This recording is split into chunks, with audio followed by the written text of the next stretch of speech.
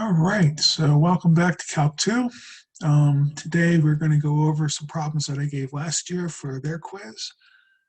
I say quiz because usually the way I test in the before times was every 2 weeks they would have a quiz and we wouldn't have a test. And I think that was more helpful because it broke things up into smaller chunks because of the problems with responders, though. I'm kind of limited to what I can do for that. So yeah, this is where we are.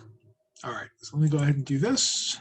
And what I'm going to do is I'm just going to put up some problems here and let you know, like, this is what I have asked in the past, so you could figure out how terrible my quizzes might seem to be. Okay, so here we go. Can I zoom this thing? Maybe a little bit more. There we go. That way, when it shows up on YouTube, people can actually read this thing. So what we're going to do is I can consider these two functions, 9 sine x, 9 cosine 2x, and we're going to sketch them, right? And then we're going to figure out what is the total area between f of x and g of x on this particular interval, okay? So I believe there is a problem in the first part of your, the first section we actually covered, that asks almost this exact same question. These 9s might be a little different, right? But everything else should be pretty much the same here, okay? Notice, I mean, I don't know if I'm going to be able to do this with our exams, is to tell you to do these things. Okay, I might say note the points of intersection and then go on to ask you to do the area, but I don't think we have a good way to do sketch. Okay, and you guys have calculators anyway that can do this, so that's pretty much how we're going to do it. Okay, so why don't we just go ahead and start working on this and see where we're going to be. Okay, so yeah, there we are. Okay, so here we go. So we want to figure out what's going on here. We want to figure out, we have a 9 sine x and we have a 9 cosine 2x. Okay, and pretty much what I'm going to do first off is, since they're both 9s, I'm just going to go ahead and reserve this 9 and I'll multiply the entire area by 9 at the end. Okay, so multiply by 9 at the end. Okay, so that's where the 9 is going to go. That way I won't lose it halfway through the problem and then, have those problems. So I also have the Desmos up just so that we can kind of take a look at what's going on here. So if I do a y is equal to sine x, because that's one of them, and then we have y2 is equal to cosine 2x. Okay, and that's going to be our function. Now notice that pi over 2 is about 1.5-ish. So there is a spot in the middle here that it crosses over. So we're going to have the cosine minus the sine part at first, and then there's some middle point, and we got to note that, because we're going to have another integral that takes the sine part minus the cosine part. Okay, you could also think about this like if you plugged in 0 here, right? Sine of 0 is 0. Cosine of 0 is 1. So clearly the cosine part is bigger at first, right, than the sine part. And then eventually the sine gets to be bigger, and then we have to figure out where that's going to be. Okay. So let's go ahead and do this. Let's set the sine x equal to cosine 2x. Again, we're going to keep the 9s out until the very end. And you can't solve this as it is, right? I mean, the arguments are different, right? And, solving sine and cosine like that's, you have to get some special techniques to do that. So what we're going to do is we're going to use our double angle formula. We're going to say, oh yeah, cosine of 2x is equal to 1 minus 2 sine squared x. Okay. Remember when your trig teacher told you to memorize your double angle formulas? This is your lucky day. Okay. This is where that dividend pays off. So we have 1 minus 2 sine squared x. All right. Now we're going to take this sine squared x, we're going to swing it to the other side. So we've got a 2 sine squared x plus a sine x minus 1 equals 0. All right. We got to solve this. But it's a quadratic, right? It's a quadratic in the side. So what we're going to do is we're going to rewrite this. And I don't know if you're good at factoring. Like if I had 2x squared plus x minus 1 equals 0, could you solve this, right? Could you factor it? And what we're going to do is we're going to use the AC method. Okay, it's -2, right? 2 times -1 is -2. Now what we're going to try to do is come up with two numbers that add up to 1, but multiply out to -2. How about 2 and -1, right? If I multiply these together, we get -2. If I add them together, we get 1. So we're going to say this is 2 sine squared x plus 2 sine x minus 1 sine x minus 1 is equal to 0, right? 2 minus 1 sines is going to give us just 1 sine. So a fancy way to write 1 is 2 minus 1. Now we're going to factor by grouping. Okay, we're going to take 2 sine x out. And what do we have left here? We have a sine x plus 1. Okay. Take out a minus 1, and we have sine x plus 1. Okay, see how that works? And now we could pull the sine x plus 1s out. All right. And then what do we have left? We have a 2 sine x minus 1 equals 0. And now we're ready to say, well, then sine x plus 1 equals 0, or 2 sine x minus 1 is equal to 0. Okay, zero factor principle, that's what's going on here.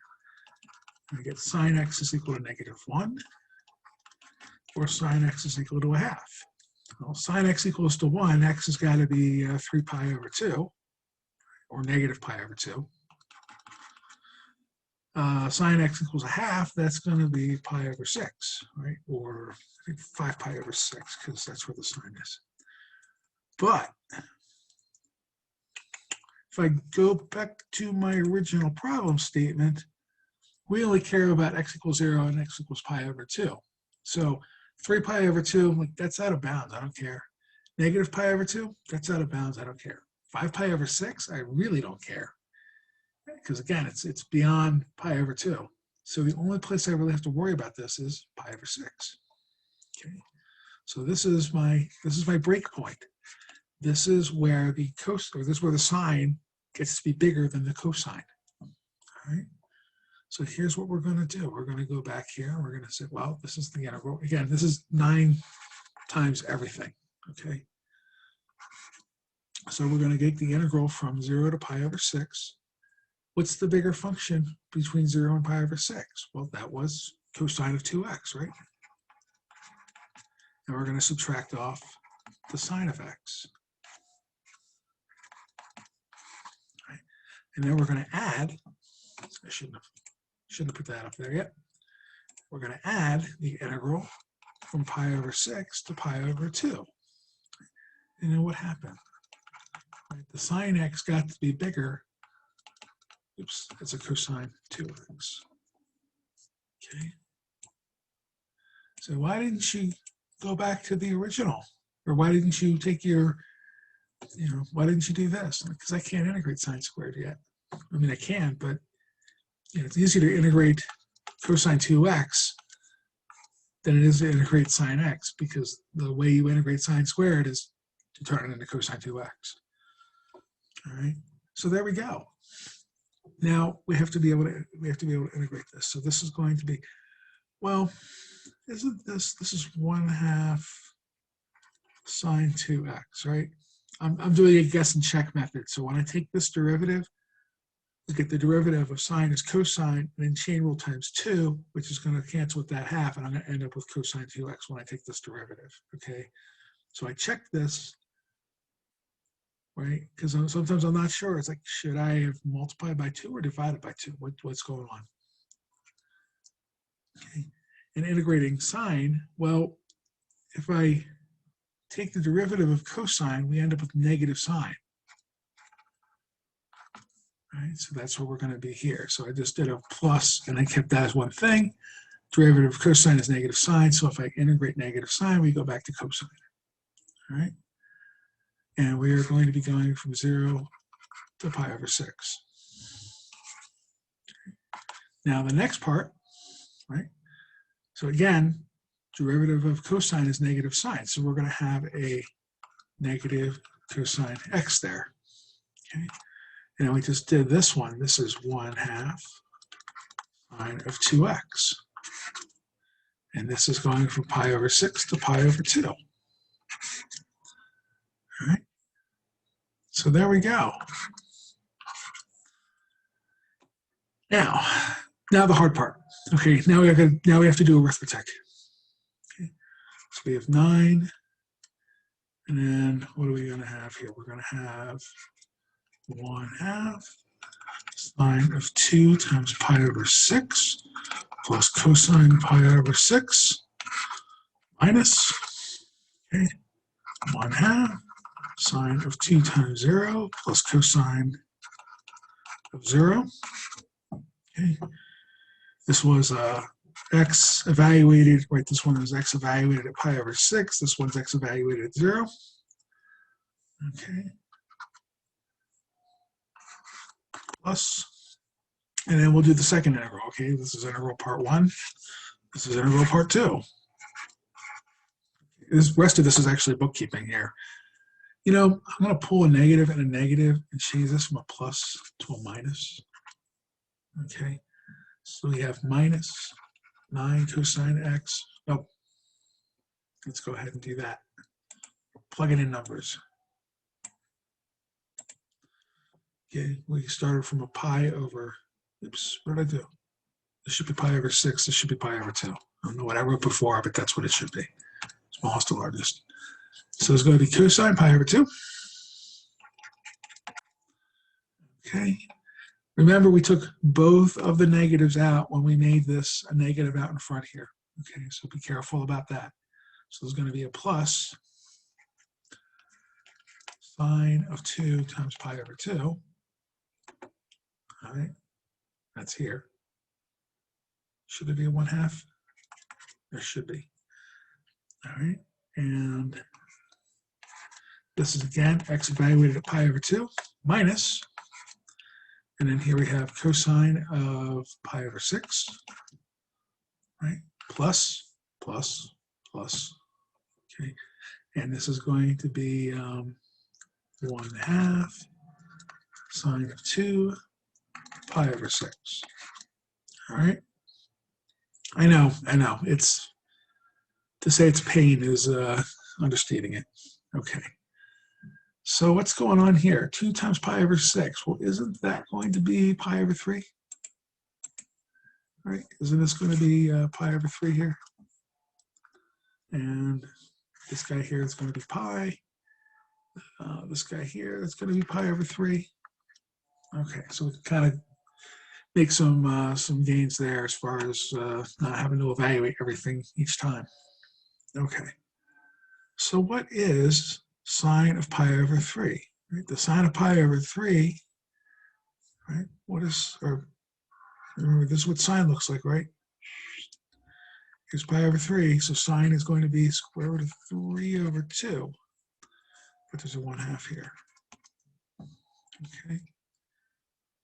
What is the cosine of pi over 6? I want to make sure it's a plus, right? Sure it is. That's a plus here. Oh, no, it isn't. No, it isn't. We integrated. No, we're good. It's a plus. Okay, plus. Okay, cosine of pi over 6. Well, here's what cosine looks like, right? This is sine. It's cosine. Right, cosine kind of does this. So pi over 6, we're up here. Okay, so I have half 3 pi over 2 plus 1 square root of 3 over 2. Okay. So that's that part. Okay. And then we have minus, right? Because it's the minus from the integral. This is here. Sine of 0 is 0. Cosine of 0 is 1. Okay, be careful about that. Everybody wants to say cosine of 0 is 0. So be careful. All right, that's this part. That's this part up here. All right, now we have a minus. Okay, there's a 9 here and a 9 here, I guess. Okay, cosine of pi over 2. Well, cosine of pi over 2 is 0. Okay, plus 1/2. And this is now sine of pi, right? Because we had 2 pi over 2, so this is 1/2 sine of pi. Sine of pi is also 0. Minus. And then again, we're going to have cosine of pi over 6 here. That's going to be square root of 3 over 2. Plus 1/2. And then again, we have square root of 3 over 2. Because that's where we are. All right. So let's simplify a little bit. We have 9 times a lot. So here we have, right, this is square root of 3 over 4 plus the square root of 3 over 2 minus 1, right, minus 0 minus, and then here we have square root of 3 over 2 plus, oops, what do I want to do? I want to do this, there, square root of 3 over 4. All right, so here we're going to have a minus, so we're going to have square root of 3 over 4, square root of 3 over 2, minus 1, minus a minus, so plus square root of 3 over 2, plus square root of 3 over 4. Okay, so what are we going to have here? We have square root of 3 over 2, square root of 3 over 2, that's just going to be square root of 3. That's going to be, right, 2/4. How much does 2/4 make? That makes 50 cents. So we have square root of 3 over 2, $0.50, right? Quarter and a quarter is $0.50 minus 1. So if I do this, you have 2 plus 1 square roots of 3, so we have 3 square roots of 3 all over 2 minus 1. And I'm sure that's a delightful looking number, okay? But there's a, you know, the hard part, again, if I get to see your work, that's the important thing. At least I would hope so. The tough part is remembering back to trigonometry class and remembering how to do this. Okay. And then the calculus steps we made, right, those were pretty easy. This is our calculus step right here. And then we get to the tough part, we get to the arithmetic. All right. So this is all arithmetic. Quite honestly, I never really cared too much for your arithmetic. I mean, you should try to get the right answer, but you know, this is something that you would double check. You might calculate it several different ways, plug it into a calculator, plug it on a computer, whatever. But you know, I would assume that you would do this a couple of times just to double check your arithmetic. Now, the calculus step, that wasn't so bad. The setting the equations equal, that was the tough part, okay? And then visualizing the whole problem, right, of something like this, because I asked him to graph it, right? But trying to remember how to graph this thing, like this, I think, no. I don't know what the graph looked like. But the idea of just setting something like this up, okay? The crossover was the real, that was mostly the point of asking that question. Okay, figuring out that what they could do with the crossover point. Okay, so this was, like I said, it would quiz. This is the first part of the quiz. So we only have volumes of revolution. Okay, we only have the cylinder method. And I know these are hard. Okay. So what we're going to do is we're going to say we're going to revolve let's just go ahead and check our little guy here. Okay. All right. So we're going to determine the volume of a solid generated by revolving the function y equals, oh, is that -3? Oh, so it is. Okay. So x to the, or e to the minus x over 3 about the x-axis with the bounds of x equals 0 and x equals natural log 4. Okay.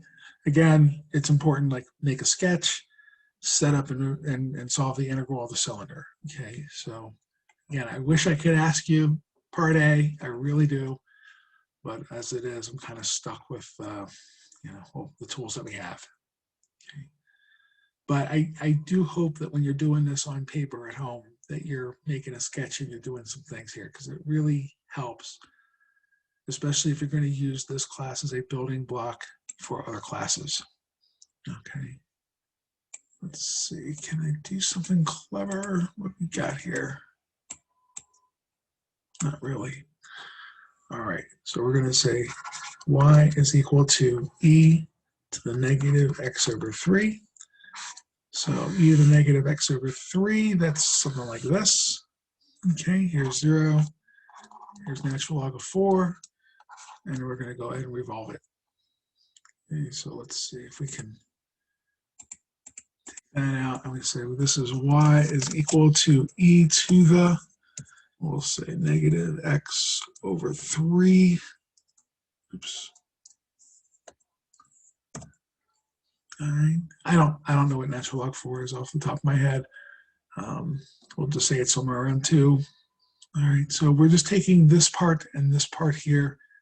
So it should look like the edge of a, when I finish doing this, this will look like the inside of a horn, right? If you just pour plaster in it, and that's what we're going to be dealing with. Okay. It's a very standard problem. All right. So let's go ahead and set this thing up. What is, right, here's our function, right? Here's our little sliver. We have a dx, and we're revolving this around the x-axis. All right. The formula for this, right, this was pi r squared dx, the height, right? The height was the dx. So the r squared is the radius in any particular spot. Okay, so this was the e to the negative x over 3 squared. Okay, so let's set up our integral. 0 to the natural log of 4. Okay, this was e to the negative x over 3, there's a pi out here, squared dx. All right, that's my setup. Now, the thing here, right, do you remember, no, let's not go to e. Do you remember, what you were supposed to do with it? Something raised to 2x to an exponent, raised to an exponent? Isn't that the property where we multiply them? So all we're going to do here is we're just going to multiply this. So we're going to have pi 0 to natural log 4. We have e to the negative 2/3 x dx. Right? Yeah, that seems much easier. Like I am delighted that this seems easy for you. Okay, because doing revolutions, laws of revolution, those are not the easiest problem. The point is not to find the hardest problem in the world to stress you. The problem is to find a representative problem to see, do you understand what you're doing? So you have the basics understood, so that if you do have to go back and do this someday, when you look it up, you'll always remember, oh, I remember how to do this. That's the point. It's not to find the hardest problem. Okay. So let's go ahead and let u equal negative 2/3 x, du is equal to negative 2/3 dx, dx is equal to negative 3/2 du. All right. So let's go ahead and substitute now. So we have our pi, we have our integral 0, natural log 4, we have e, we have to the u, right? That's the whole point of doing this. And our dx is negative 3/2 du. All right. So here we go. We have negative 3/2 pi integral 0 to natural log of 4. Actually, I should change this, right? It's not that. It's u sub 0, u sub natural log 4. Okay. If I wanted to change the limits, I could, right? We could do that. I think that's going to make it messier, so I'm not going to worry about that. But this is going to be e to the u du. All right. So let's go through and do this. So here we have negative 3/2 pi. We have e to the u. We have u sub 0 and u sub natural log 4. Okay. Technically, when you make a substitution, right, this limit here, right, these are x's, and now we're integrating with respect to u. So this is whatever x is going to, or whatever u is going to be when x is natural log 4, whatever u is equal when x equals 0. Okay, so I'm just being a little bit picky about that. I don't think I ever took off for this, ever. So, if you didn't write that down, I didn't really care. All right. And then we have, right, what was u? U was negative 2/3 x. Okay. 0, natural log 4. Okay. I'm going to do one thing. I am going to pull this negative sign in and swap my limits, or swap my limits and take a negative sign out. So this is 3/2 pi, and then we have e to the negative 2/3 x, and this is natural log 4 to 0. Okay, so that's a property that you could do. Okay, this is when you evaluate the limits, when you're evaluating it, we can take a negative and then swap my limits of integration here. Okay, so what we're going to have here, we're going to have 3/2 pi, and then we have e to the negative 2/3 of 0 minus e to the negative 2/3 natural log 4. All right. So I am terrible at coming up with like a value times natural log here. So all I'm going to do here is write it in a way that's going to make it easier for me to evaluate. I shouldn't even bother with that, right? I should just right there say that is 2/3 of 0 is still 0. Okay. So this is going to be minus, and then I have e to the natural log of 4 to the negative 2/3, right? Because that's a property of logarithms. Usually we take this number, we pull it out in front, but there's nothing saying we can't take this number out front and make it more back to an exponent. All right. So here we have it. We have 3/2 pi. Again, arithmetic, right? That was the hardest part here. 1 minus. And then since I have e to a natural log, that's just going to be 4 to the negative 2/3. And I think that was a fine answer. Okay. I don't expect you to do this. We just had a discussion with my pre-calc class, like, how many decimals would you like? Well, if it didn't tell you the problem, just leave it. Okay, if it tells you, to 3 decimal places, we'll do that. But I don't know. I don't know if somebody's gonna need so many tons of concrete to make this horn shape, or are they making plaster? Or are they doing something with more valuable? Okay, I don't know how many decimal places we're gonna need. So maybe we're just gonna make a horn-shaped thing full of dirt, and we got to come up with how many cubic feet of dirt we need. So there we go. All right. Let's get back to our problems here. All right. So consider the region enclosed by the functions y equals x to the 1/3, y equals x. I think these are pretty common in your homework for doing stuff like this. Okay. Sketch the region enclosed by the graph. Clearly notes the limits. Clearly note the points of intersection. Determine the volume of the solid if this region were revolved around the x-axis. There's one instruction I forgot to actually write here. Like, this is the first quadrant, so x is greater than 0. As I really didn't want you to revolve both. I just wanted you to do x is greater than 0. Okay. Some people did it for the whole thing. Like, okay, I'm not going to take off because it wasn't listed, but most of them knew what I was talking about. Okay. So let's go back to here. We have, right, we have y equals x to the 1/3, y equals x. It helps to know which one is bigger at this point, okay? It helps to know.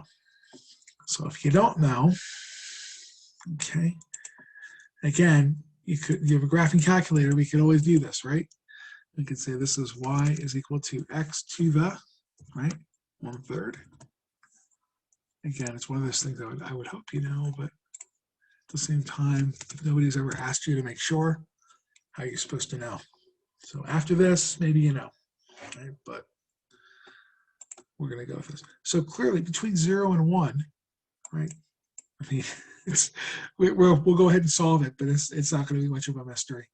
The x to the 1/3 is above the x. Okay, why is that important? It's because we're revolving it around the x-axis. Okay, so we have to know which one's on the top. All right, so what do we have here? We have to know where is x to the 1/3 equal to x. So we're going to raise both sides to the cube, right? We're going to cube both sides. So we have x is equal to x cubed. X cubed minus x is equal to 0. We have x squared minus 1 is equal to 0. Excuse me, we have x equals 0. We have x squared equals 1, so x equals plus or minus 1. Why did I go through all of that when you can just guess?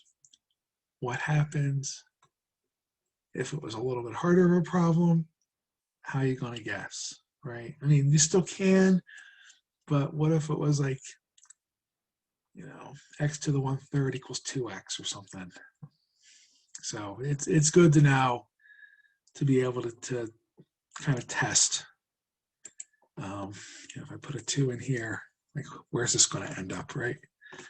So that's a little bit harder to guess. Okay. So I just want to, or maybe I put a 3/2. All right, now you're screwed. Okay. Now you know. Now we don't know where it's going to end up. Okay, so that's why I did that, just because if it was any other number than the obvious one, how do you do it? All right.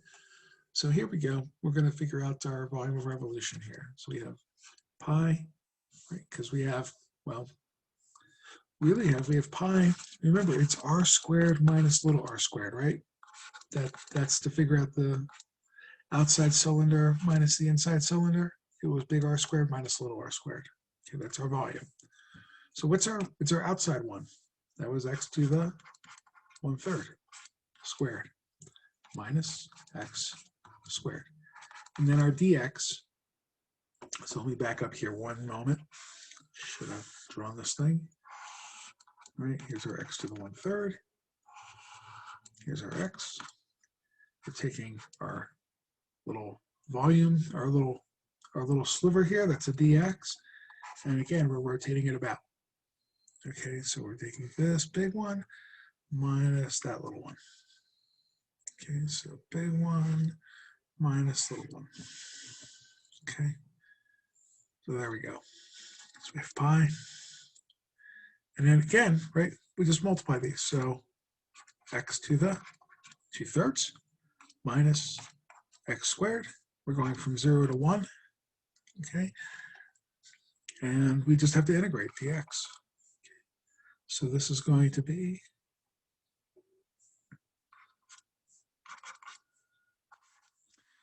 all right.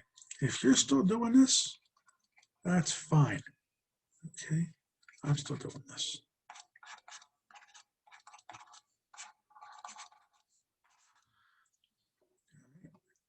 So there we go. I don't know if I told you guys that story yet. When I was in, I don't know, 5th grade or something, I remember having a teacher kind of yell at me for, it's like, why are you borrowing and carrying? You're grown now, you should be doing that. And I had news for you. When I was in 5th grade, I was not a math student. All right, I was terrible. And I think I was learning fractions. Like if you remember back to 5th grade, like I bet all of you were a bit further on than fractions, but I was on fractions. That's how good I was. So,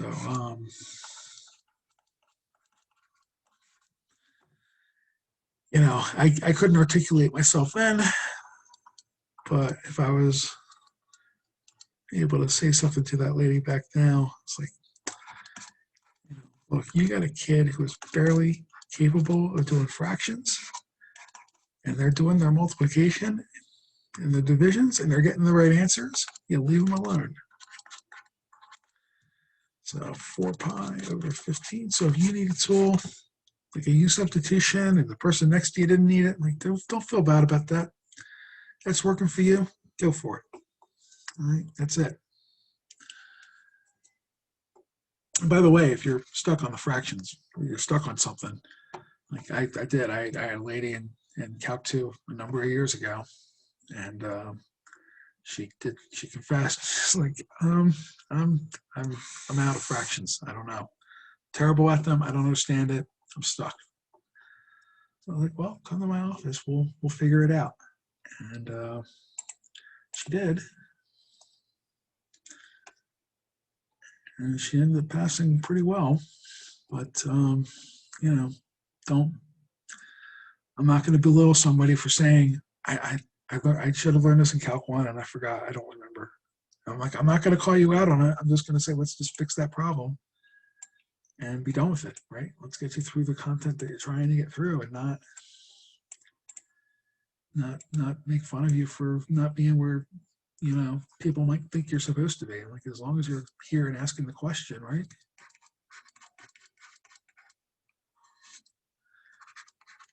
All right. So there's another insight to what I'm looking at here. All of these problems I put on my Calc 1 final at one time. Okay. So all of these are really Calc 1 problems. They didn't know that. So don't let me say it like it's trivial and they should have just guessed them and knew what they were doing. But it's like, here, I've just introduced you to a bunch of new integration techniques, and just to kind of reinforce, can you do the ones, right? Can you do the easy ones, or can you identify the easy ones? And even when I say the easy, I shouldn't say the easy ones. Can you identify, you know, the ones you can do without needing a lot of fancy techniques for? Okay, so we can just divide the square root into all of those. So here we're going to have t, right, integrating, we're integrating. Okay, plus, and then we have t to the 3/2 over 3/2 plus t to the 5/2 over 5/2 plus c. Okay, so this is going to give me, wait, 5 divided by 1/2. That's what that is, right? That's 10. Plus 2/3 t to the 3/2. Okay, plus 2/5 t to the 5/2 plus c. And there we go. I do remember with this class that this was their first. This is why I like giving quizzes, is because any one mess up doesn't sink you for the whole semester. Like, sinking one test is, man, that's brutal. But sinking one quiz, like, there's a lot you can catch up from that.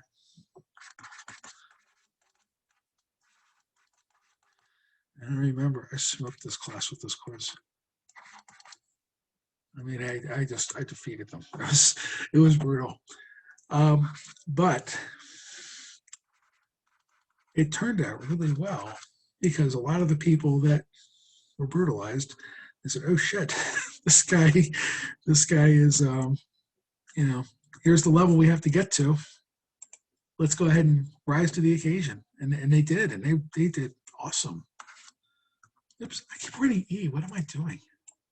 I don't want E, I want U. All right, so they did. They were a lot of people that didn't do so well, but as soon as they did this, as soon as they figured this out, they did spectacular. And that's something that you should do for all of your classes, is try to figure out, like, if you were going to be teaching this class, what questions would you put on this quiz? Now you can temper that because I'm showing you my hand here, okay? I'm showing you the hand. We'll show you some more as we go through it, okay? But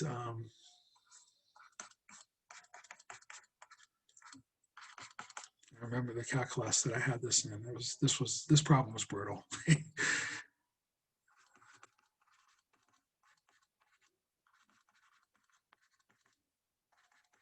All right. So here we go. We have dx is equal to du over 2x. So here we have an x, we have a 1 plus, we have an x squared dx, right? Let's substitute. So we have x, we have a 1 plus u, since u was x squared, right? And this was a du over 2x. So here's our canceling, and then we have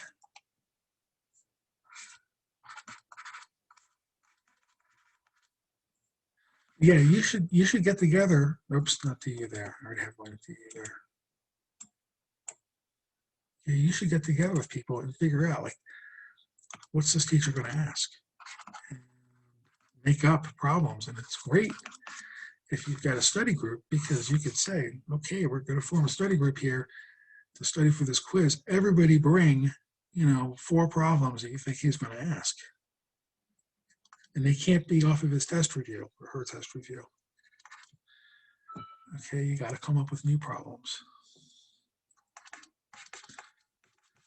And that way, you got a whole bunch of problems to work out with everybody. And chances are, between if you have 4 people, you have 16 problems. You're gonna cover the quiz that way. I mean, unless all of you have completely misread this person, okay?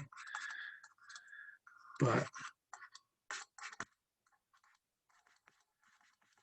the way I write my tests is, try to come up with about 10 questions. I think that's about right. I try to come up with about maybe 7 of them. Should be very standard, very standard question. Not one surprise. People have had me before can argue with me on that one, and I'm sorry, but I do try to make them so like you should have expected everything on there. Well, not everything. You should absolutely have expected 1/3 of the question, or 70% of those questions. So here we go. We have x3 secant squared u, and my dx is equal to du over 4x cubed. Well, those cancel. And then we have our 1/4 integral secant squared u du. Okay. What's the derivative of tangent? Derivative of tangent is secant squared. By the way, derivative of tangent comes up a lot in physics 1, so.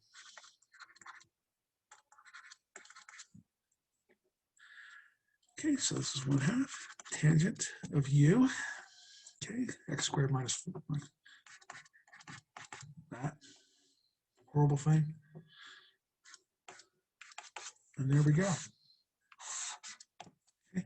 So yeah, you should, I try to write them like 70% should be like very standard homework problems. Pretty much, did you do your homework? Can you replicate it? Or were you staring at the answer the whole time you did it? Did you learn it or did you copy it? Okay, hopefully you learned it. 20% of those problems are, there's something sneaky in them. Okay, see problem 1 for this quiz. Okay, it's a little bit tricky, but I'll say it this way: the astute student, I never was, should get those problems. Okay, there's a little bit of a twist to them. And on an exam, see quizzes I couldn't do it, but on an exam, I'll usually pick one problem, and here's where everybody's going to agree with it. It's going to say, where the heck did that come from? Okay, that was out of nowhere. So yeah, I try to come up. One problem is going to be a little bit on the hard side, at least I hope, but only one problem is a little bit on the hard side. 2 problems are a little challenging, and I really want to set it up so that, problems 1 through 7, they should be very straightforward, okay? very straightforward, this stuff.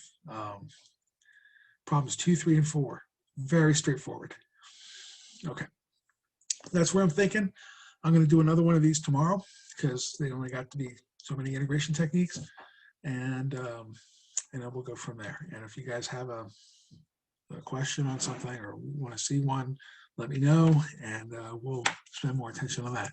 There will be, like tomorrow, we're doing those. Okay, I guarantee you we're going to do techniques of integration. We're doing triangle integrations. Okay, so I will see you tomorrow, and good luck, study, and do well. Okay.